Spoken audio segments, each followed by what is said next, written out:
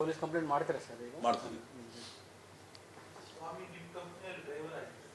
ನಮ್ಗೆ company ಯಾವುದಾಗೂ driver ಆಗಿಲ್ಲ, ಅವ್ರು ಟ್ಯಾಕ್ಸಿ ಡ್ರೈವರ್ ಅಂತ ಹೇಳಿದ್ನಲ್ರಿ, ಮತ್ತೆ ತಪ್ಪು ನಾವಿಲ್ಲ,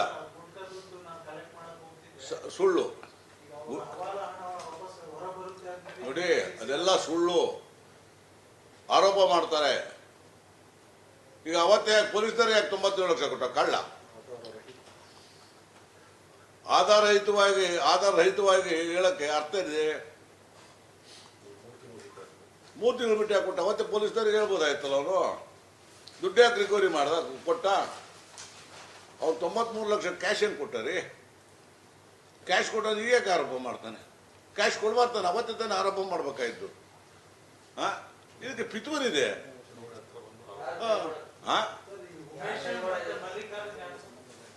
ವ್ಯಾಪಾರಸ್ಥರು, ಅವನು ಒಬ್ಬಂದು ಗುಂಡೇರಿ, ಒಬ್ಬಂದು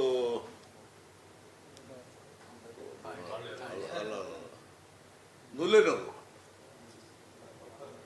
ನಮ್ಮ ಫಾಲೋಯರ್ಸ್ ಅವರೆಲ್ಲ.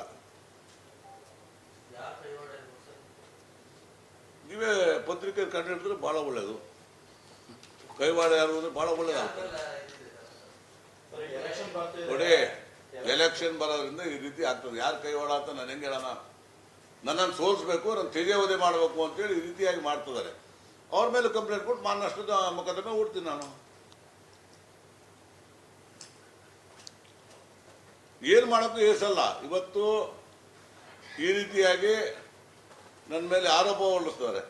ನಾಳೆ ಇನ್ನೂ ಏನು ಬೇಕಾದ್ರೂ ಮಾಡ್ಬೋದು, ಆಹಾರ ಕೊಟ್ಟು ವಿಷ ಸೇರಿಸ್ಬೋದು, ಅದು ಇನ್ನೂ ಏನಾದ್ರು ಕೂಡ ಆಗ್ಬೋದು. ಇವೆಲ್ಲ ನೋಡಿದ್ರೆ ಚುನಾವಣೆಗಿಂತ ಮೊದಲು ನನಗೆ ಭಯಭೀತಿ ಆಗಿದೆ. ನನ್ನ ಮೇಲೆ ಏನು ಅಟ್ಯಾಕ್ ಮಾಡ್ತಾರೋ ಏನು ಮಾಡ್ತಾರೋ ಅಂತ ನನಗೆ ಕೂಡ ಭಯ ಇದೆ. ಇದು ನಾನು ಪೊಲೀಸ್ನವ್ರಿಗೂ ಕೂಡ ಇದೇ ಕಂಪ್ಲೇಂಟೇ ಕೊಡ್ತೀನಿ. ಆ ರೀತಿ ಏನಾದರೂ ಅನುಮಾನ ಬಂದಿದೆ ಸರ್? ಖಂಡಿತ ಭಯ. ಇದು ಬಂದ ಮೇಲೆ ಅನುಮಾನ ಬಂದ್ಬಿಡ್ತು, ಇಲ್ಲಿ ಬರ್ತಿದ್ದಿಲ್ಲ. ಈ ಕಾಂಗ್ರೆಸ್ನ ಪ್ರತಿಭಟನೆ ಇದು ಬಂದು 4-5 ದಿವಸ ಆಗ್ತದೆ, ಸುಮ್ಕ ಇದೆ ಯಾವನ ಹಾಕಿದ್ರೇನೋ ಅಂತೇಳಿ. ಕಾಂಗ್ರೆಸ್ನವರು ಪ್ರತಿಭಟನೆ ಮಾಡ್ತೀವಿ ಅಂದಮೇಲೆ ಇವೆಲ್ಲವೂ ಕೂಡ ಅನುಮಾನ ಬರಲಿಕ್ಕೆ ನನಗೆ ಪ್ರಾರಂಭ ಆಯಿತು. ಸೆಕ್ಯೂರಿಟಿ ಏನಾದರೂ ಕೇಳ್ತೀರಾ ಸರ್ ಇದಕ್ಕೆ? ನೋಡೋಣ, ನಾನು ಮಾತಾಡ್ತೀನಿ SP ಅವ್ರ ಹತ್ರ, ಮತ್ತು ನಮ್ಮ ಪಕ್ಷದ ಹಿರಿಯರ ಹತ್ರ ಮಾತಾಡ್ತೀನಿ. ಸೆಂಟ್ರಲ್ ಗೌರ್ಮೆಂಟಿಗೆ ಏನಾದರೂ ಇದ್ರ ಬಗ್ಗೆ ದೂರು ನೀಡ್ತೀರಾ ಸರ್?